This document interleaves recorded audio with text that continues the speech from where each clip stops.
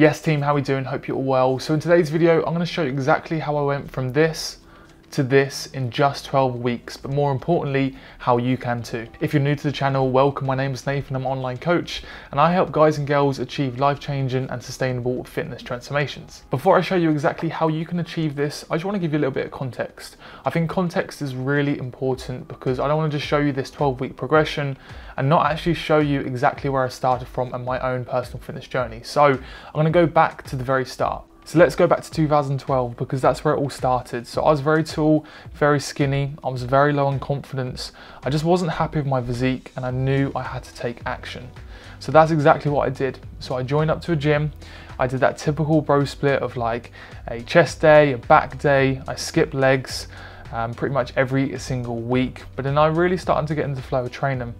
And I spent a good couple of years of understanding how to progressively overload, understand some of the bigger movements that I had to prioritize. I started to invest a lot of time into training and nutrition, and I really started to work out what worked best for myself. So by this time, I was following a pull push lower, upper lower split, which worked wonders for myself. I put a lot of time and effort into this, and I started to build muscle.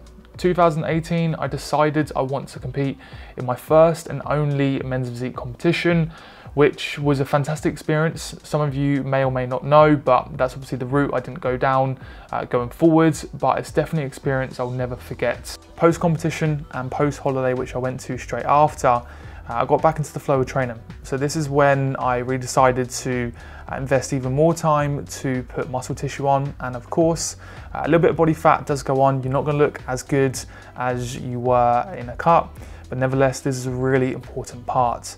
And this leads me really nicely into the start of the 12-week cut. So this is where I was at the start of the cut, and for context, I was 96 kilos. I was holding on to a little bit of muscle tissue, but I knew over a period of time I had built a decent amount of muscle, which leads me really nicely onto the very first point, and that is creating a foundation.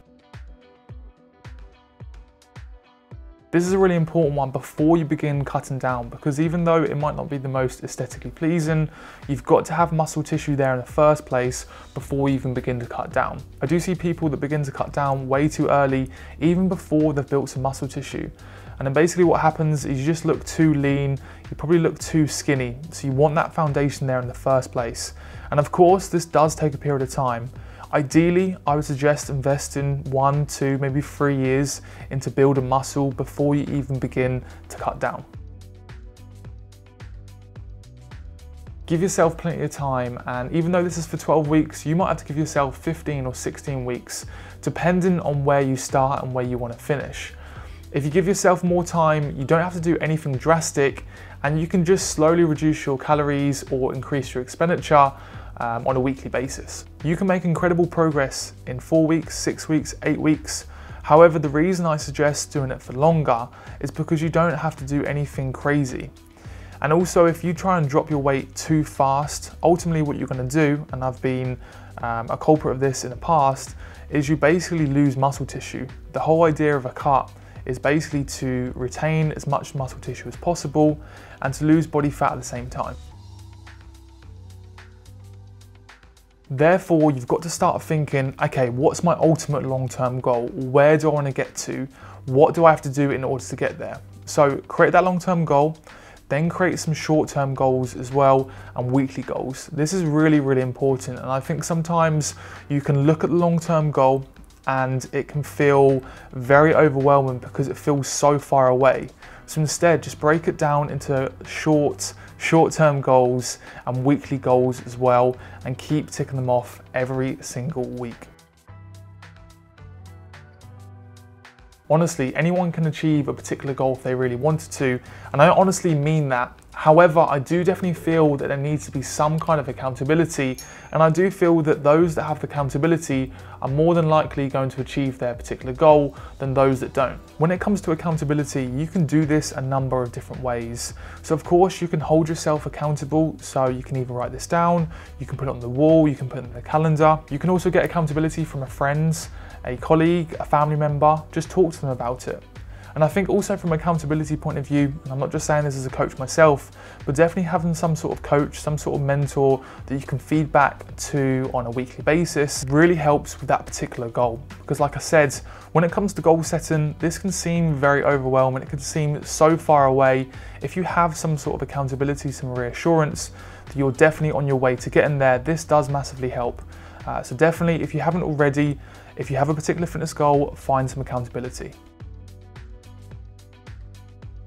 When you begin to cut down, you don't need to change anything training wise. The biggest thing that I see and I hear when it comes to training is you've got to go from low reps to high reps. This couldn't be further from the truth. You've put the foundation in place, you've built that muscle tissue, you don't have to do anything different training wise. So up until that point, with your exercises, your sets and your reps, they can stay exactly the same, because I'm going to talk about it in a second. But when it comes to cutting down, it's all about maintaining a calorie deficit. So that is basically your calories in versus your calories out. And you know, your training doesn't affect that at all. You just got to maintain that training over a period of time. That leads me really nicely into talking about a calorie deficit. So if you don't know, a calorie deficit is basically eating slightly less than your calorie maintenance, which ultimately means you're going to be dropping weight. When it comes to a calorie deficit, most people think that you have to eat very minimal food, you've got to do loads of cardio. This couldn't be further from the truth. So to make sure that you're in a calorie deficit, you've got to make sure that you increase your expenditure and you slowly reduce your calories over a period of time. So a bit like your training, to begin with, nothing really has to change too much. You've just got to slowly increase your expenditure and just bring down your calories a little bit. On a weekly basis, to push on with that calorie deficit, you've basically got to increase and decrease these. So when it comes to your expenditure, what I want you to do is I want you to increase this on a weekly basis. This can either be by your steps or additional cardio, and also maybe look at decreasing your calories. So if you're on 2000, you can then be on 1,950, the week after 1,900. Of course, it's very individual to yourself, and you're gonna have to have a little play around to see what works. And this is when experience does come into a little bit, because you've got to know exactly what your kind of maintenance calories are, and then you can adjust them from there. But when it comes to a calorie deficit, like I said, increase your expenditure and decrease your calories over a period of time. I preach this all the time because I personally feel this is a really important skill, and that's staying consistent. If, for example, you were training for 3 days and then the following week 4 days, the week after 2 days, your calories are going kind of up and down, unfortunately, you're not gonna have a successful cut. And even though that sounds very ruthless, I wanna be as honest as possible, because when it comes to a calorie deficit or just training and nutrition in general, you have to be really consistent. And I personally feel that if you're able to keep showing up every single day, every single week, you're gonna get to your end result. And of course, there will be tougher days, but if you can kind of form that consistency 9 times out of 10, I promise you, you're gonna be able to achieve an absolutely amazing cut. And like I said, there'll be days that are tougher than others, especially towards the end of the cut when energy levels are slightly lower than what maybe they are previously.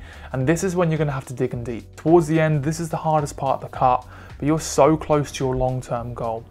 So what I suggest is just keep showing up, keep working hard, keep staying motivated, and just have a really close support network around you. Of course, your energy levels will take a little bit of a hit, but this is only natural towards the back end of your cuts. So just keep working hard, stay working hard throughout the whole time, and I promise you, over 12 weeks, you're gonna have the most incredible fitness transformation. I'm gonna leave it there for now. Enjoy the rest of this cut, and I'll talk to you very shortly.